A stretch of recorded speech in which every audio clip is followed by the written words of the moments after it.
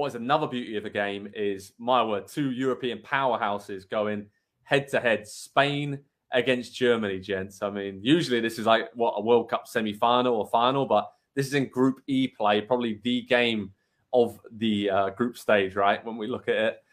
And Germany, Nick Mendola, really, they are on the brink here. They lost to Japan, struggled in that game, obviously went 1-0 up, could have put the game away.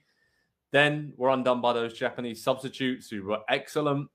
And now they're in a position where they have to beat Spain or get a positive result against them just to keep it going. And it's not what Hansi Flick would have been foreseeing. And Spain were excellent against Costa Rica, that big 7-0 win. So what on earth are we expecting here? And how do you think Germany can actually kind of adapt and maybe change things around to get this result they need against Spain? Because it's going to be difficult. Well, they need to get a hold of the midfield. They need to control it. And I think they have the people to do it with Kimmich, Gundogan, and of course, a guy who did not start the first game in Leon Goretzka.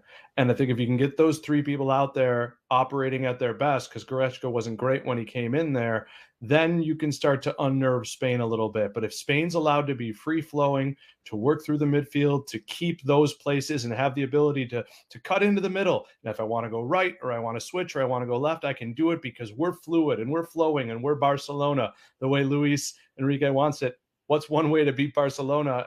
And I say this over the last few years, is as many Bayern Munich guys as you can get.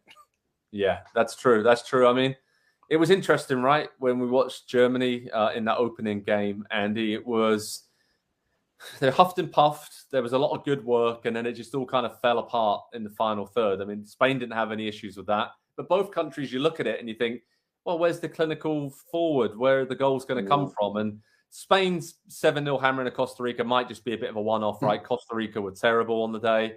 Spain, pretty much everything they hit went in. So it's going to be quite tight, I think, this Germany-Spain game. Very similar teams. Spain obviously a little bit ahead in their development. But they both like to, what I'm trying to say is, possess the ball, control the tempo. And like Nick mentioned there, it's going to be in midfield where it's going to be won and lost. Yeah. And I think Spain has the edge there on Germany, right? So is there anything else they can do to get the ball to Gnabry, Havertz, Leroy Sané, just to try and be slightly more direct, it would seem? Yep. That would be the key here for Germany?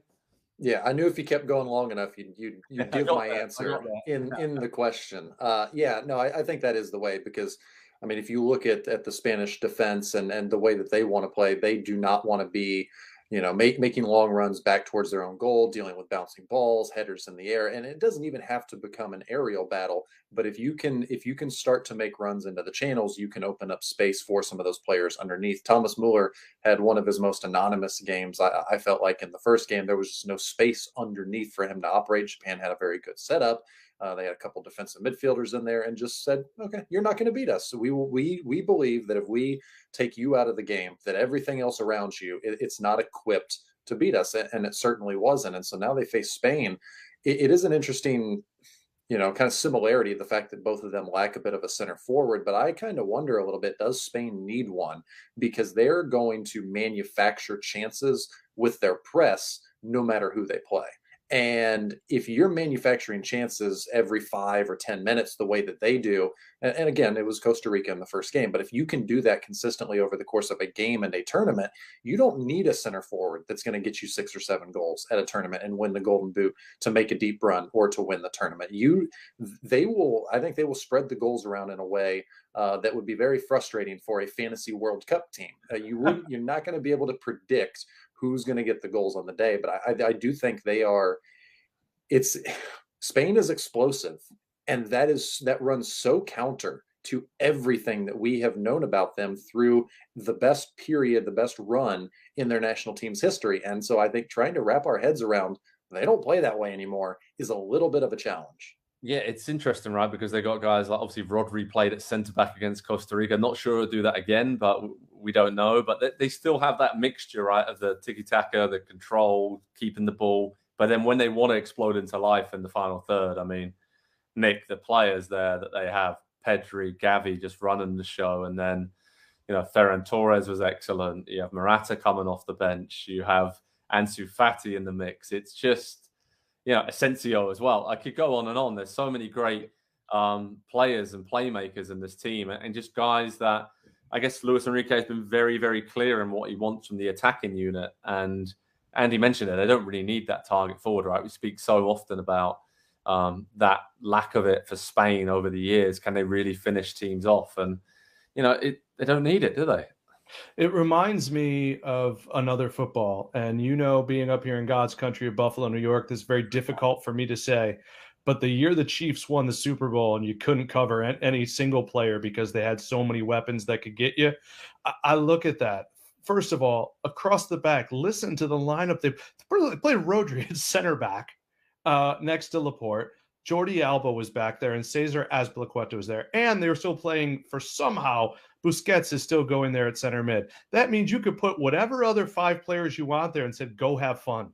And that's why a Pedri and a Gavi and Ferran Torres can go out there despite being under 22 years old, and in 2 of their cases, basically teenagers, and do the job. This is a nice mix for them. And what'll be really interesting to see going forward is in order to, not that they're going to win, I don't think they will, but in order to be a team that can win 2 major tournaments in a row, you got to have the one at the time where it's not expected of you, whether it's because you hold on one more tournament too long to your prime or you get there too soon. And even though Costa Rica was poor, they're still a team that routinely qualifies for the World Cup, and Spain absolutely dismantled them. So if they can get it done against Germany, I think you have to consider them a real contender, if not a favorite, to win the thing. Absolutely. And if they can get it done against Germany, and then the earlier game is Japan-Costa Rica. So by that point, if Japan takes care of business, which we think they probably will do against Costa Rica, given how good Japan looked against Germany, then Germany's out of the tournament if they lose to Spain, which is, again, bonkers. Absolutely. By the way, in the group stage, again. Second going. I mean, and that's after what? Winning it in 2014. So really low lighting a cigar. Oh, yeah, it's ridiculous. It's ridiculous. And, I don't think anyone really saw that coming. But predictions quickly for this game tomorrow, Andy Edwards, going to come to you first. 3-1 Spain. Not easy, but just too much. Nick? 2-2.